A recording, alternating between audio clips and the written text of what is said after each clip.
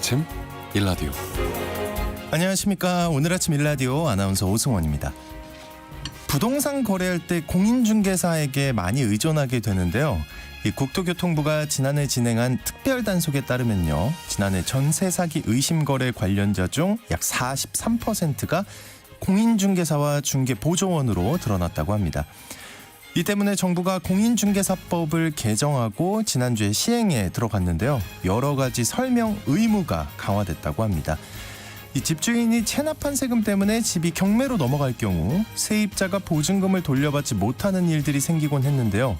이런 피해를 막기 위해 집주인이 체납한 세금은 없는지 선순위 권리 관계도 자세히 설명해야 합니다.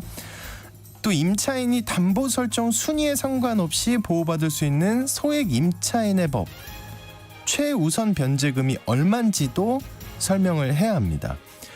현장에서 안내받을 때는 공인중개사인데 중개보조원인지도 명확히 고지해야 하고요.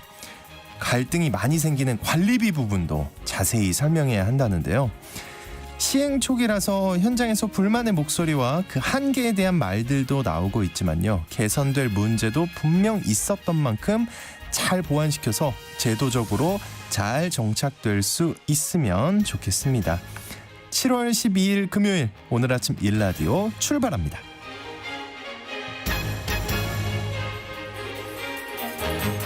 오늘 아침 일라디오, 이 시간은 물론 KBS 일라디오의 모든 프로그램은 유튜브 KBS 일라디오 공식 채널이나 모바일 콩 어플리케이션을 통해 실시간으로 함께 하실 수 있습니다. KBS 일라디오 채널 구독과 좋아요, 댓글 많이 부탁드릴게요. 오늘 팩트체크 시간에는요, 정보 보호와 관련된 문제들에 대해서 팩트체크 해보겠습니다. 또 궁금한 뉴스 시간에는요, 요즘 급발진 사고에 대한 불안감이 아주 높죠. 이 급발진과 차량 오작동, 또 장마와 폭염으로 인한 차량 관리까지 알아보겠습니다. 청취자 여러분들 참여하실 수 있는 퀴즈 오늘 드립니다. 요즘 여름철 간식인 이것의 가격이 고공행진하고 있다고 합니다. 통계청에 따르면 1년 전보다 약 5%가량 가격이 올랐는데요. 원재료 가격이 오르면서 가격이 오르고 있는데 아이들도 즐겨 먹고 하는데 부담이 클 것 같습니다. 편의점에서 2+1 이렇게 판매하기도 하고, 요즘은 또 무인 점포에서 많이 판매하죠. 시원한 빙과류 먹거리인 이것은 무엇일까요? 추첨을 통해 농촌진흥청에서 제공하는 웰빙 혼합 잡곡 세트를 한 분께, 향긋한 커피를 드실 수 있는 모바일 커피 쿠폰을 4분께 드리겠습니다.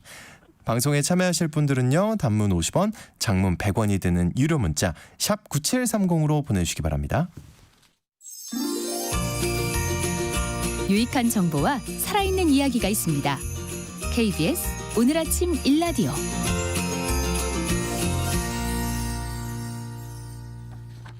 이 정보가 사실인지 혼란스러운 내용을 바로잡아보는 팩트연구소 시간입니다.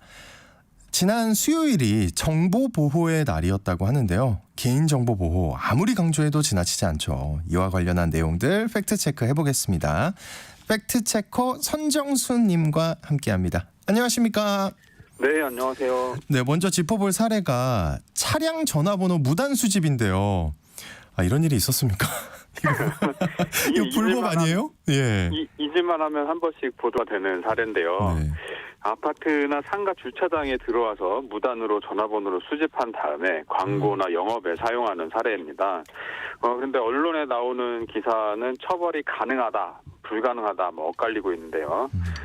지난 5월 22일 경향신문에서 보도했습니다. 새벽 3시에 아파트 주차장에 세워진 차량의 전화번호를 수집하던 남성 2명이 경비원의 신고를 받고 출동한 경찰에 붙잡혔습니다. 네.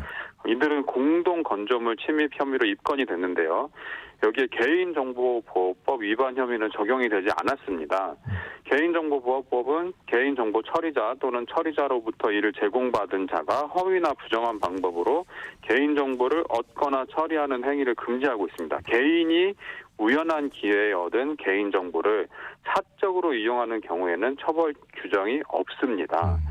관련해서 개인정보보호위원회의 심의 결과를 한번 찾아봤는데요. 2022년 2월에 아파트 지하 주차장에 주차되어 있는 차량에 부착된 연락처 2747건을 무단으로 수집해서 출장 세차 광고 문자 발송에 이용한 개인 사업자에게 500만 원의 과태료를 부과한 사례가 있었습니다. 그런데 이후에 법이 개정되면서 과태료 부과 근거가 사라졌고요. 네. 현재는 이런 행위를 개인정보보호법으로 규제할 근거가 없는 상황입니다. 이렇게 무단으로 차량에서 전화번호가 수집되는 일을 막기 위해서 이 지자체와 일부 사설업체들이 안심번호 서비스라는 걸 제공하고 있는데요. 서울, 구로구, 중구, 제주도 등이 해당되는 이야기입니다. 내 번호를 노출시키지 않고도 차량 이동이 필요할 경우 연락을 받을 수 있는 안심번호를 제공하는 서비스입니다. 네. 그리고 어디를 가도 CCTV가 요즘 굉장히 많이 설치돼 있잖아요. 이 범죄 예방 효과를 기대할 수도 있지만 허락 없이 또 내 모습을 찍는 게 어떻게 생각하면 좀 꺼림칙하기도 한데 이 공공장소에서 동의 없는 CCTV 촬영 이거 불법인가요? 아닌가요? 개인정보보호법은 공개된 장소에 영상정보 처리기기, CCTV도 포함이 되겠죠. 네. 이 영상정보 처리기기를 설치나 운영할 수 없도록 규정을 하고 있습니다. 그런데 예외가 있습니다. 개별 법령에서 허용하고 있는 경우, 그리고 범죄 수사 및 예방을 위해 필요한 경우, 시설 안전 및 화재 예방을 위해 필요한 경우, 교통 단속을 위해 필요한 경우, 교통정보의 수집 분석 및 제공을 위해 필요한 경우 이런 경우들인데요. 이런 때는 안내판과 함께 설치가 가능합니다. 안내판에는 설치 목적 및 장소, 촬영 범위 및 시간, 관리 책임자 성명 및 연락처 이런 것들을 기재해야 됩니다. 그리고 공개된 장소란 뭐냐면 도로, 공원, 공항, 항만, 광장, 주차장, 놀이터, 버스, 택시, 상가, 식당 이런 공공장소 또는 불특정 또는 제한된 다수가 이용하거나 출입할 수 있도록 허용된 장소를 의미하는데요. 해당 장소의 소유자가 누구인지는 중요하지 않습니다. 개인이 소유하고 있는 사유지일지라도 불특정 다수가 왕래할 수 있도록 개방돼 있다면 공개된 장소로 본다고 합니다. 사무실이나 작업장 내부 등 공개된 장소가 아닌 경우에는 개별 노동자에게 동의를 받아야만 CCTV를 설치할 수가 있습니다. 그리고 법이 허용하는 목적 안에서 안내 표지판과 함께 설치를 해놨다고 하더라도 설치 목적과 다른 목적으로 영상장치를 임의로 조작하거나 다른 곳을 비춰서는 안 된다고 합니다. 그리고 녹음 기능도 사용할 수 없습니다. 네. 요즘 프로야구가 아주 인기인데요. 중계 방송을 보면 관람객들을 굉장히 많이 보여주잖아요. 이게 혹시 초상권 침해 논란이 벌어진 적은 없나요? 예전에 커뮤니티를 중심으로 이런 얘기가 떠돈 적이 있습니다. 불륜 남녀가 야구 경기를 보러 갔다가 중계 카메라에 잡혀서 이혼당했다더라. 세상에. 이건 카더라인데요. 확인은 되지 않았고요. 2020년 에콰도르에서 실제로 있었던 일이 있습니다. 축구 경기장에서 키스를 하던 남녀 관중이 전광판에 포착됐어요. 그래서 이게 중계를 타고 방송이 됐거든요. 그런데 화들짝 놀라는 모습이 일반적인 관중 커플과는 달랐던 거죠. 그러니까 너무 놀랐나요? 우리 키스 타임 이런 거 이제 비춰주잖아요. 그러면 쑥스러워하면서 좋아하지만 이 커플은 딱 비춰지는 순간에 정색을 하더란 말이죠. 키스를 하고 있다가. 굉장히 논란이 됐었다고 해요. 이 논란이 일자 이 남성이 불륜 사실을 SNS를 통해서 실토했다고 합니다. 이 프로스포츠 경기는 워낙 중계가 많이 되기도 하고 팬들이 중계 카메라에 잡히는 것을 기정사실로 여기는 분위기가 일정 정도 있습니다. 있죠. 자신의 메시지를 담은 스케치북을 가져와서 카메라 노출 즐기기도 하고요. 법조계 일각에서는 스포츠 경기를 관람하는 것은 스포츠 중계 방송에 나올 수 있다는 것에 암묵적으로 동의한 걸로 봐야 된다. 이런 의견이 많습니다. 그런데 뉴스나 시사 교양 프로그램 이런 것들에 동의 없이 촬영한 일반인의 모습이 방영됐다는 이유로 언론중재위원회에서 손해배상 조정이나 직권중재가 이루어지는 것은 굉장히 흔한 일입니다. 네.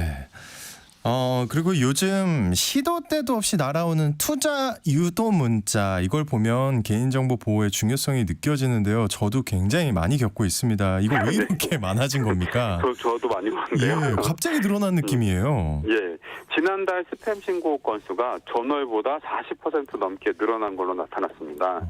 지난 1일 한국인터넷진흥원에 따르면 지난달 1일부터 17일까지 스팸 신고 건수는 2,796만 건으로 전월 동기 대비 40.6% 늘어났다고 합니다. 그러니까 이 기간 동안 국민 2명 중 한 명꼴로 스팸에 시달려서 신고를 한 셈인데요. 주식 투자 권유 문자부터 공공기관 사칭 과태료 문자까지 종류를 가리지 않고 스팸 문자가 굉장히 많이 늘어났다고 합니다. 맞아요. 이렇게 이 스팸 문자가 급증한 이유로는 대체로 3가지 정도를 꼽는데요. 자본시장법이 개정되면서 다음 달부터 정식 투자자문업자가 아니면 주식 리딩방을 운영을 할 수가 없게 됐습니다. 이 때문에 미등록 업체들이 규제 시행 전에 마지막까지 고객을 모으기 위해서 대량으로 스팸 문자를 보내고 있다. 이런 분석이 첫 번째고요. 두 번째는 지난달 도입된 대량 문자 전송 사업자 전송 자격 인증제, 이게 영향을 줬다는 분석인데요. 대량 문자 발송은 통신사와 직접 연결망을 구축한 문자 중개사와 그리고 문자 발송을 원하는 기업 및 개인과 직접 계약을 맺고 서비스를 제공하는 1,200여 문자 재판매사를 통해 이뤄집니다. 정부가 불법 스팸을 줄이려고 문자 재판매사들에게 6개월 내로 문자 중개사에서 인증을 받도록 했는데요.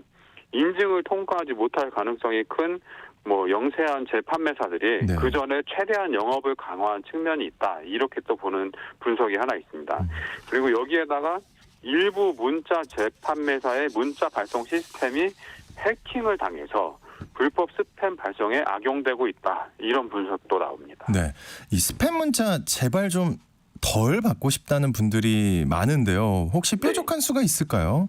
개인정보 포털이라고 있거든요. 네. 개인정보보호위원회에서 운영을 하고 있는데요. 이 개인정보 포털에 정보 주체 권리 행사를 이용하면 좀 덜 온다고 합니다. 그래서 한번 제가 해봤는데요. 네.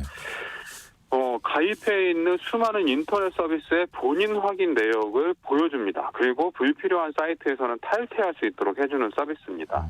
이러면 그 불필요한 그 사이트에서 탈퇴를 하게 되면 내 개인 정보를 활용할 수 있는 사이트들이 많이 줄어드는 셈이죠. 그래서 이 스팸 문자가 좀 줄어드는 효과가 있다고 하고요. 핸드폰의 키워드 차단 방식을 사용하는 것도 방법입니다. 핸드폰 메시지 앱에 설정에 들어가면 스팸 및 차단 번호 관리라는 항목이 있는데요. 여기에다가 최근에 많이 들어오는 스팸 문자의 단어들, 특정 단어, 우량주, 투자자 이런 단어들 있잖아요. 네. 이런 단어를 집어넣고 근데 이게 일상적으로 주고받는 메시지에 등장하는 단어를 여기다 넣으면 그 친구한테 오는 문자 이런 것도 그렇죠, 걸러지니까 안 되고요. 네.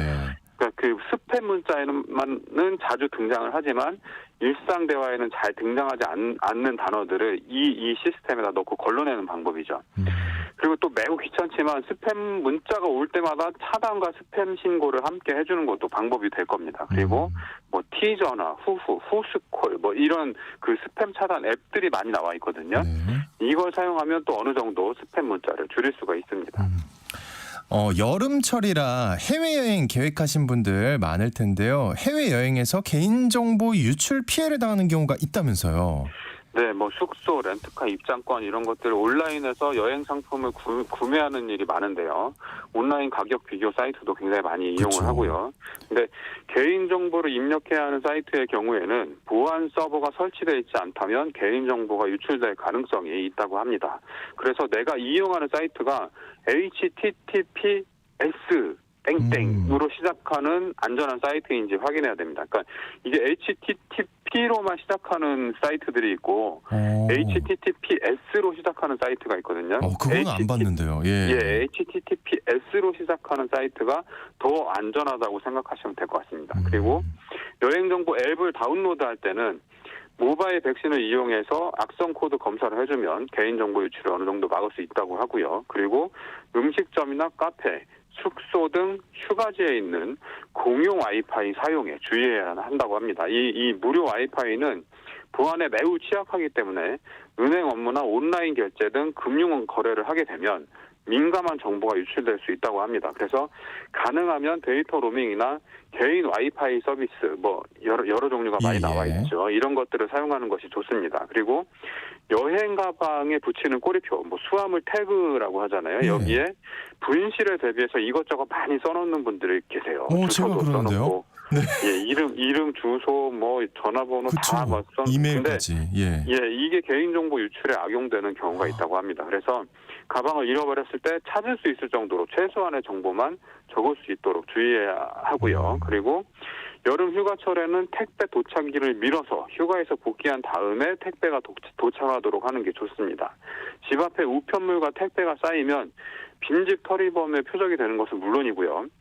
택배 송장에 붙어있는 개인정보 유출 우려도 커진다고 합니다. 그래서 택배 상자를 버릴 때 운송장 스티커는 알아볼 수 없는 방법으로 폐기하는 것도 굉장히 중요하다고 하고요. 네. 또 집 앞에 쓰레기를 몰래 버리는 사람을 적발하기 위해 CCTV로 확인해서 찾는 거, 이게 근데 개인정보보호법 위반이라는데 사실인가요? 네, 사실입니다.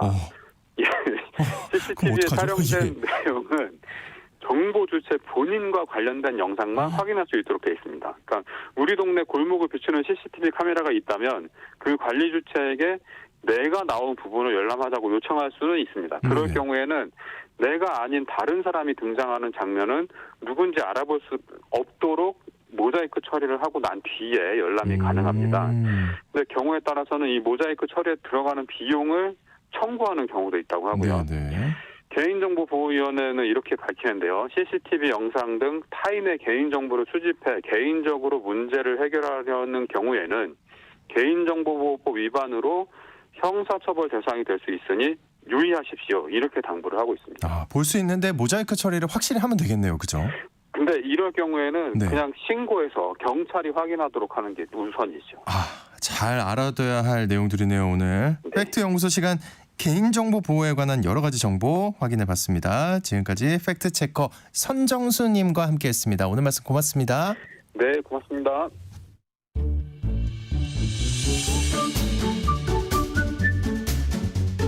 아침을 여는 기분 좋은 습관. KBS 오늘 아침 1라디오.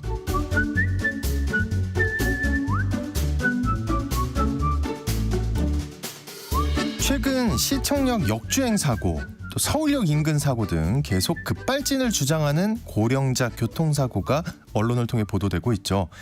근데 이 왜 급발진 사고는 유독 고령자에게서 나타나냐, 이런 의구심이 제기되고 있고, 고령자 운전면허 기준 강화 등 많은 이야기들이 나오고 있는데요. 그런데 사고의 원인을 나이 탓으로 보는 거는 근본적인 해결책이 아닐 것 같은데요.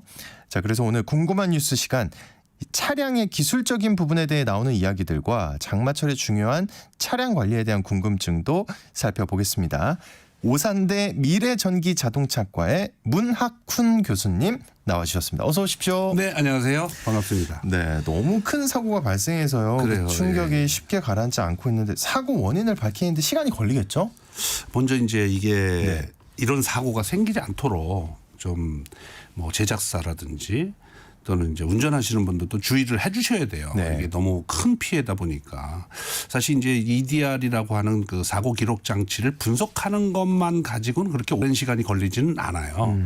그런데 이제 경찰에서 이 종합 결과를 발표를 하려면 주변에 CCTV라든지 아니면 목격자의 증언이라든지 운전하셨던 분들, 동승자, 그리고 이제 차량 결함이 있었는지도 사실 이제 국과수에서 검사를 해야 되거든요. 그래서 종합적으로 분석해서 결과를 내야 되기 때문에 보통 이제 한 달에서 두 달 정도가 소요가 된다고 하는데, 아마 이번 사건 같은 경우는 굉장히 큰 사건이기 때문에 이 빠른 시간 내에 좀 조사를 해서 좀 정확한 결과가 나왔으면 좋겠다는 그런 말씀 좀 드리고 싶습니다. 그 급발진 사고 소식을 자주 접하다 보니까 우리 청취자분들도 그렇고 불안한 마음이 진짜 듭니다. 이 급발진 사고가 근데 평소 이렇게 자주 일어나나요? 먼저 이게 궁금한데요. 사실 이제 급발진 추정 사고가 맞죠. 추정. 예. 추정. 왜냐하면 이제 급발진으로 지금 현재 그 확실하게 나온 사고가 사실은 없어요.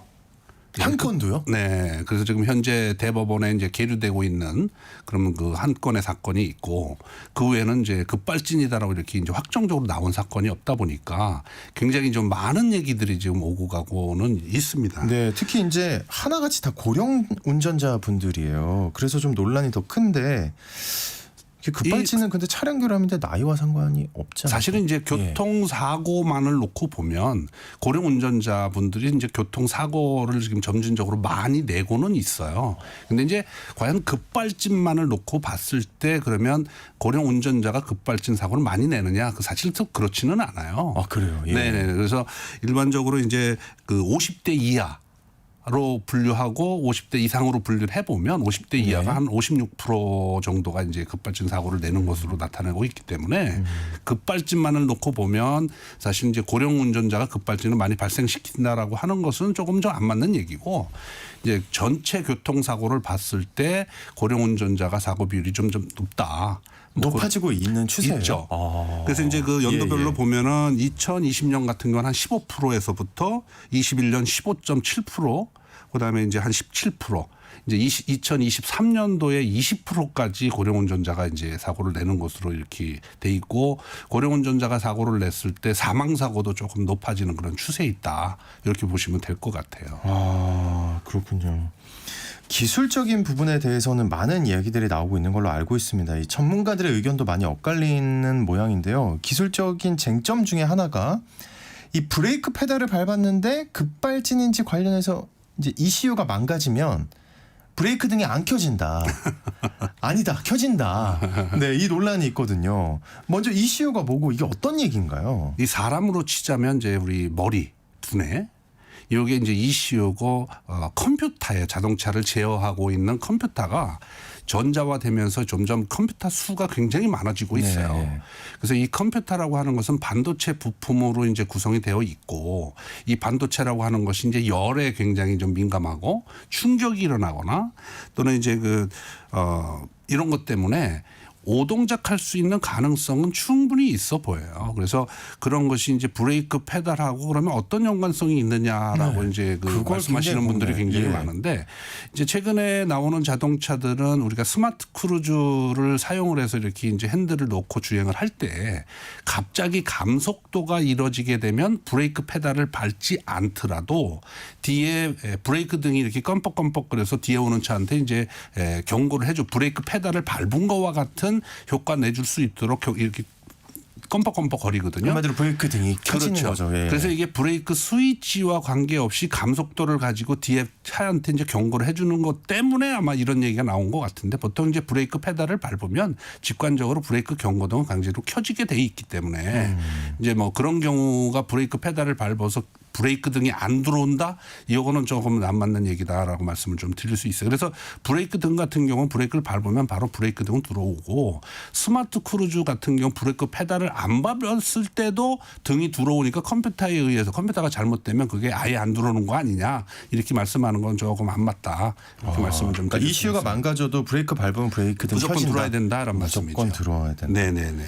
그래서 이제 그런 등이 안 들어왔다를 가지고 우리가 급발진이냐 아니냐를 이제 가름하는데 굉장히 중요한 거거든요.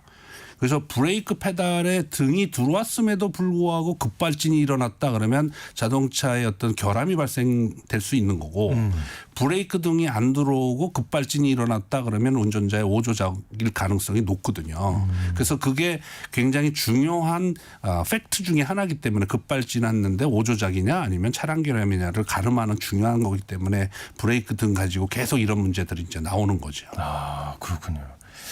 그리고 이제 또 보행자나 장애물이 생기면 경고음이 막 울리면서 속도가 줄어드는 줄여주는 긴급 제동 장치가 있잖아요. 그렇죠. 속도도 줄이고 제동도 해서 이제 네. 앞에 장애물이 있었을 때 뭐 충돌하지 않도록 네, 네. 해주는 그런 장치가 있어요. 근데 그 가해자 차량에 이게 있나요? 예, 있습니다. 있어요. 예, 있는데 왜 작동 뭐가 안 했을까요? 문제냐면 예.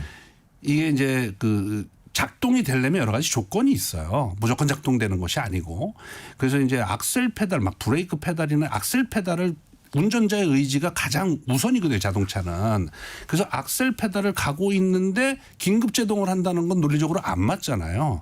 그래서 이제 그것도 확인을 해봐야 되겠지만 악셀 페달을 밟았을 경우에는 긴급 제동 장치도 작동이 안 한다라는 거고 핸들을 급격하게 조작을 한다든가 그랬을 때도 긴급 제동 장치는 작동하지 않아요.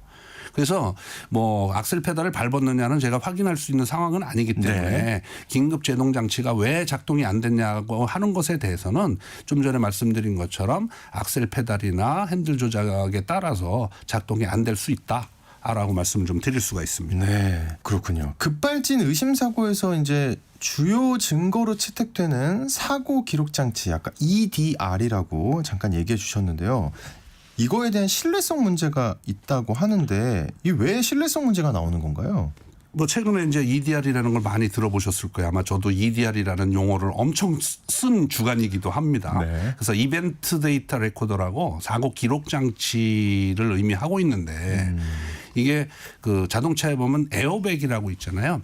그래서 에어백 내에 사고 기록 장치의 데이터를 이제 우리가 빼서 볼 수가 있는데 사고 나기 5초 전부터 이제 그 데이터를 볼 수가 있어요. 그러니까 이제 그런데 문제는 뭐냐면 그거조차도 조작할 수 있다 뭐 또 뭐 이런 얘기들이 사실 많다 보니까 신뢰를 안 하는 분위기에 사실은 저는 되게 그 중에 가장 객관적인 데이터가 EDR인데 그거조차도 이제 객관적인 거를 뭐 신뢰를 못 한다 그러면 사실 어렵잖아요. 왜 그걸 신뢰를 못 한단 말이 나와요? 이게 이제 소프트웨어를 나온 데이터를 뭐 조작을 한다. 뭐 이런 얘기도 있고 뭐 그러긴 합니다만 뭐 그렇게까지 조작해서 뭐 이렇게 낼 상황은 아닌 것 같고 아무튼 이거는 가장 객관적인 데이터이기는 해요.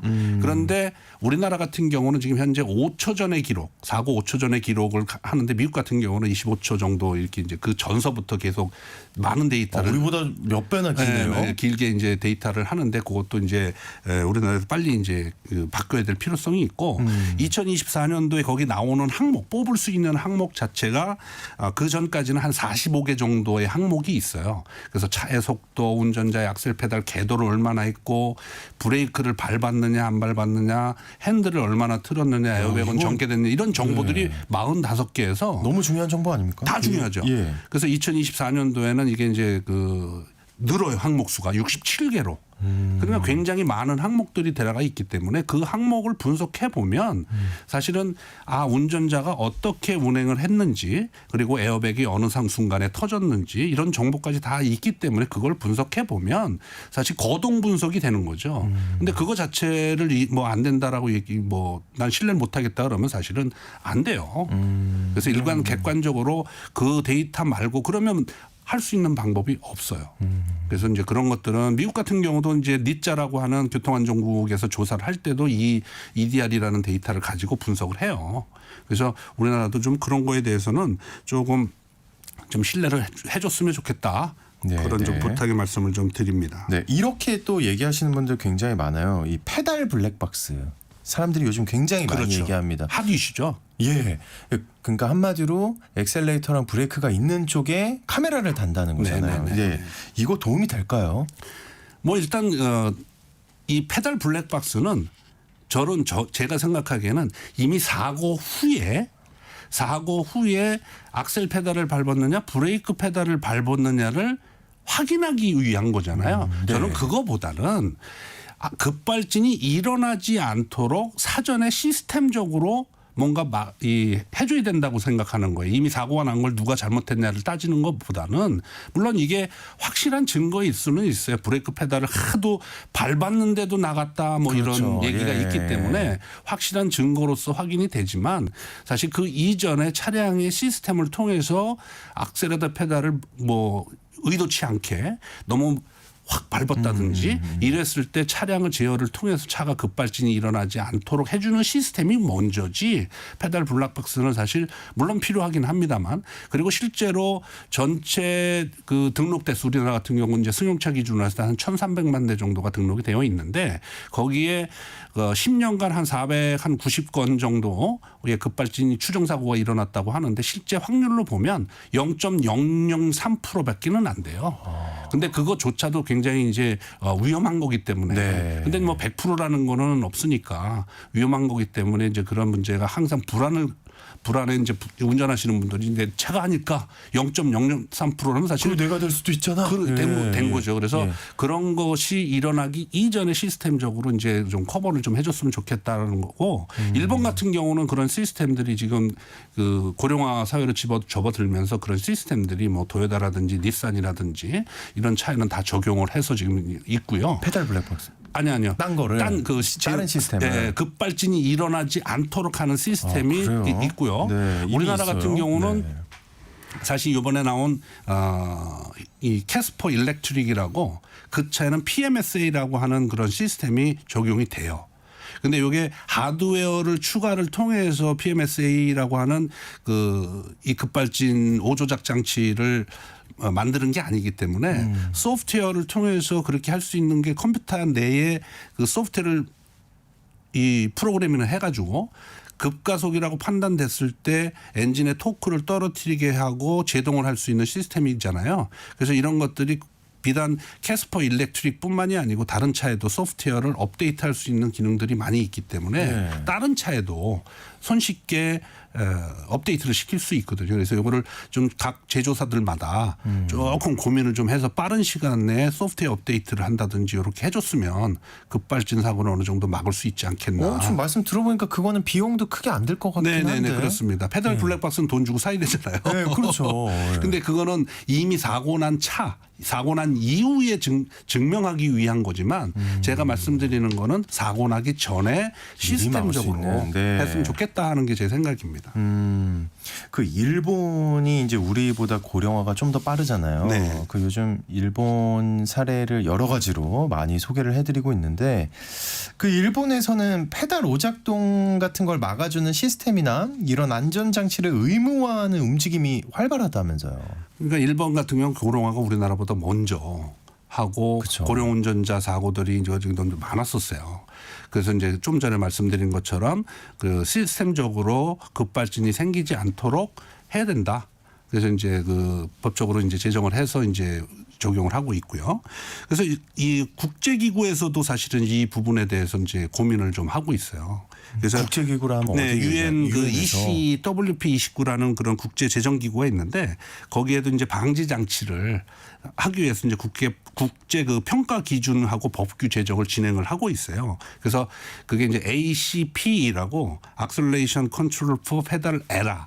그러니까 페달을 오조작에 의한 좀 전에 말씀드린 것처럼 급발진이 생기는 것에 대한 법 제정을 통해서 이제 그렇게 UNEC에서 이제 제정을 하면 전 세계에서 출고되는 차들은 그런 시스템이 다 바로 적용이 되는데 우리나라도 지금 이게 아까 말씀드린 대로 이제 페달 오조작 방치 장치가 소프트웨어적으로 가능하다고 제가 말씀을 드렸잖아요.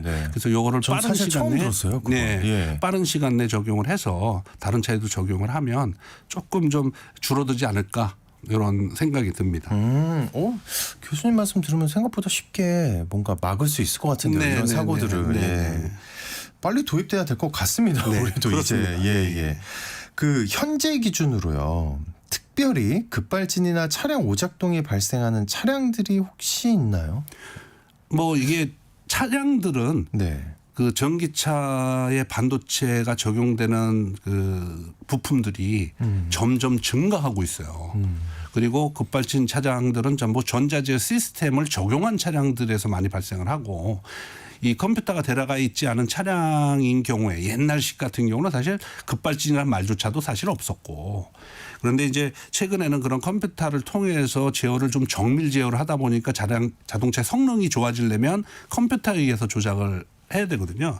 그래서 이제 그런 것들이 반도체 같은 경우는 충격이나 열이나 뭐 이런 거에 좀 취약하다 보니까 또는 이제 물이라든지 습도라든지 약하다 보니까 뭐 아예 100%가 문제가 없다라고 좀 말하긴 곤란하지만 굉장히 낮은 확률로 이런 그 오작동이 생길 수 있는 가능성은 충분히 있어 보인다라는 생각이 들고요. 그다음에 이제 그런 부품들이 전자 부품들이 앞으로 많이 들어가면 이제 그런 현상들은 확률적으로 조금 더 추가가 되지 않을까 그런 생각을 좀 해봅니다. 좋습니다. 우리 청취자분들 이거 굉장히 궁금하실 것 같아요. 만약에요. 청취자 여러분도 오해하지 마십시오. 만약입니다. 그 급발진이 내 차에 일어난 거예요. 가속 상황이 생긴 거예요. 한마디로. 그 운전자 입장에서 그럼 뭘 해야 되나요? 답답하죠. 예. 뭐 저도 이제 저는 그런 상상은 엄청 했거든요. 저도 뭐 급가속 상태를 만들어 보지는 않았지만 내가 뭐 내 차에 그런 상황이 생기지는 않았지만 그러니까 이게 그 상황에서는 아무것도 생각이 안 날 가능성이 그럴 것 상당히 같아요. 높아요. 예, 이번 어떻게 같은 경우도 제정신으로 있을까요? 서울시청역 사건 같은 경우도 사실은 클럭션만 눌렀어도 앞에 이제 사람이라든지 이렇게 피할 수 있는 시간적인 그 여유를 좀 가졌으면 피했을 수 있었을 텐데 사실 그거조차도 사실 생각은 안 나요. 그러니까 제가 거기를 가봤거든요. 저도 현장을? 저도 그렇게 한번 지나왔어요. 근데 제가 생각을 했어요. 네. 내가 거기 서 있다고 가정을 해봤는데 그게 역주행이 더 많요. 그러니까요. 예, 그 어떻게 상상합니까? 뒤에서 그러니까, 그렇게 뒤에서 빨리 달려. 오는데. 예, 이거 말이 안 돼요. 말이 안 돼요. 그래서 네. 사실은 이제 내가 당해보지 않고 내가 해보지 그런 급발진이 이제 있는 차를 해보지 않아서 그 상황을 잘 모르겠지만 그러니까 지금 얘기하는 그런 방법들은 사실 뭐 좋은 방법이긴 하나 그 상황에서 과연 할 수 있느냐 뭐 이런 생각도 들긴 하는데 우리가 이제 EPB라고 해서 전자 사이드 브레이크 같은 경우는 이제 스위치로 돼 있어요. 옛날에는 우리가 이렇게 당기는 거였잖아요. 그렇죠. 예. 그러니까 요즘 스틱을. 당기는 차량들은 거의 없고 전자 사이드 브레이크 같은 경우 스위치를 계속 잡고 있으면 내가 브레이크 페달을 밟지 않았다 손 치더라도 뒷브레이크가 잡히면서 제동이 어느 정도 될 수는 있는데 과연 어떤 사람이 그 이 와중에 상황에서 이걸 누를 수 있냐 사실 그리고 그거 안 해봤잖아요. 우리. 그러니까요. 예. 그러니까 그래서 그런 경우도 그래서 아까 제가 말씀드린 것처럼 일단은 정보니까 혹시라도 뭐 그 아예 모르는 것보다는 그럼요. 예. 그다음에 이제 변속 레버를 N에다 놓는다든지 그 중립 상태로 놓는다든지 잠깐만요. 그럼 막 급가속이에요. 근데 N에 놓으면 어떻게 되는 거예요? 중립이 되는 거죠. 동력하고 이제 완전히 분리가 되는 거죠. 바퀴하고 N에 놓으면 중립 상태라는 게. 뭐 그것도 사실은 쉽지 않은 거지만 하여튼 뭐 정보로서 제가 좀 알려드리면 예. 많이 알려주세요. 네, 예. 또 그런 거. 그다음에 이것도 힘들긴 하겠습니다만 그런 상황이 생기면 뭐 빠른 시간 내에 어떤 뭐 이 부딪힐 곳을 찾으셔야 돼요. 충돌할 곳을. 예. 근데 이거는 좀 아니지만 앞에 있는 차한테는 너무 죄송한 얘기지만 앞에 차에 트렁크 공간이 있잖아요. 거기가 충격을 어느 정도 흡수할 수 있는 공간이기는 해요. 그래서 앞차 미안한 얘기죠. 이건 뭐 이렇게 얘기하면 좀 그래도 웃기긴 사람보단 하지만 낫죠. 예, 그래서 예. 그 뒤쪽을 이렇게 받으면 네. 공간이 있거든요. 그래서 충격을 어느 정도 완화하면 인명사고는 좀 줄어들 수 있기 때문에 네. 뭐 그런 정도로 이제 해주시면 급발진 일어났을 때 어느 정도는 좀 인명 막아줄 수 피해까지는 있다. 예, 막을 수 어느 있다. 정도는 줄일 수 있다, 이렇게 피해를. 말씀을 좀 드리고 싶어요. 네. 그 급발진이나 오작동 같은 문제는 이제 요즘 같은 장마철 때 차량 관리 중요하다고 하던데 그 아까 교수님이 그 습도 얘기도 하셨고요. 네네네. 이 차에 어떤 영향을 끼치는 건가요, 습도가? 그게 이제 컴퓨터가 들어간 차들은 컴퓨터가 기본적으로 방수가 기본이에요. 그러니까 뭐 습도가 외부에 습도가 많고 장마철이 습도가 많아도 컴퓨터 내부로 습도가 들어갈 가능성은 그렇게 없어요. 대신 이제 뭐 충격 같은 경우도 사실은 차에 어떤 진동이 있지만 이 컴퓨터까지 진동이 전달이 돼서 그 안에 반도체 부품이 문제가 있거나 그런 생각은 없는데 아무튼 취약하기는 해요. 습도라든지 충격이라든지 열 이런 거에 취약하기는 하기 때문에 사실 운전하시는 분이 뭐 어떻게 관리할 수는 없어요. 그 컴퓨터가 어디 있는지도 모르기 그러니까요, 때문에 사실. 예. 그거를 관리하겠다라는 것보다는 그러니까 평상시 제가 봤을 땐 평상시에 자동차 관리를 잘 하시는 분들이 많아요. 그래서 평상시에 뭐 타이어라든지 내지는 또 엔진룸도 한번 좀 이렇게 열어보시고 이렇게 봐서 어떤 뭐 오일이 떨어지는 게 있는지 또 화재도 예방할 수 있거든요. 그래서 오일이 떨어지는 것이 있는지 또 뭐가 뭐 이렇게 봤을 때 뭐가 풀린 데가 있는지 이런 것도 한번 봐야 되는데 차 사가지고 폐차할 때까지 그 본네트 한번 안 보시는 운전자분들이 너무 많아서 많을 것 같은데요. 네, 그래서 사실 관리 잘하시는 분들을 보면 뭐 어느 정도는 그런 부분에서 어느 정도는 뭐 급발진이나 이런 자동차 사고에 대해서는 조금 좀 제어를 좀 할 수 있지 않을까 이런 생각이 교수님 들어요. 말씀 듣다 보니까 이제 평소에 그러면요. 차량에 대해서 일단 관심을 가지고 내 몸을 이동시켜 주는 거지 않습니까? 아주 나를 중요합니다. 그 관리를 좀 필수적으로 기본적으로 해야겠네요. 그렇죠. 예. 제가 한 말씀만 더 드리면 예. 우리 신발 있잖아요. 자동차는 타이어란 말이에요. 자동차 같은 경우도 신발이 그 타이어가 마모가 너무 심하다. 그랬을 때는 최악의 조건인 거예요.